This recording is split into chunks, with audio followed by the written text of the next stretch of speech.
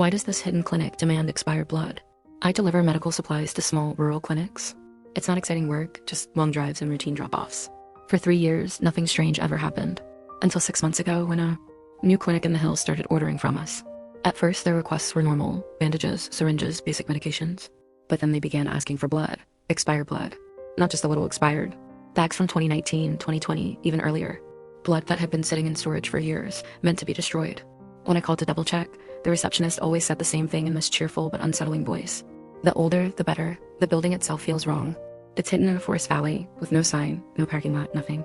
Just a gravel driveway and a bright red front door. It looks more like an old house than a clinic.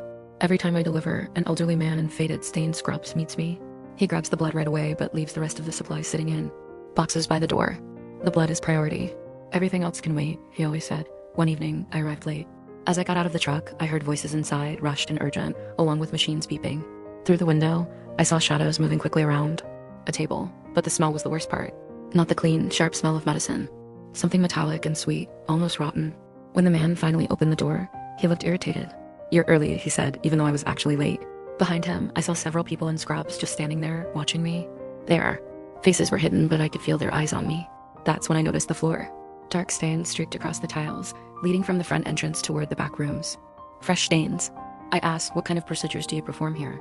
He gave me this wide, unnatural smile, showing gray, sharp-looking teeth. "We treat rare blood conditions. Old blood works best for preservation." The word preservation sent a chill through me. 2 weeks later, I messed up. I forgot their main order of 2018 blood and only brought current stock. The man's whole expression changed. His fake friendliness disappeared, and he leaned in, his eyes dark. "We need the old blood. Our patient has waited long enough."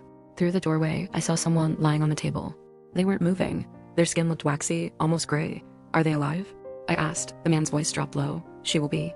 Once she gets what she needs." I left immediately. But when I looked in my rearview mirror, I saw figures in scrubs standing outside, their heads tilted, watching me drive away. I tried to look up the clinic later, but there's nothing. No license. No registration, no proof it even exists. On paper, the address belongs to an empty lot. And yet, the orders keep coming, bigger and bigger. 50 units. 70 units, all requesting old blackened blood. Last week, they added a chilling note seeking specimens from 1987 to 1995, preferably from deceased donors. My assistant made the most recent delivery. When he came back, he looked pale and shaken. "There were bodies," he whispered.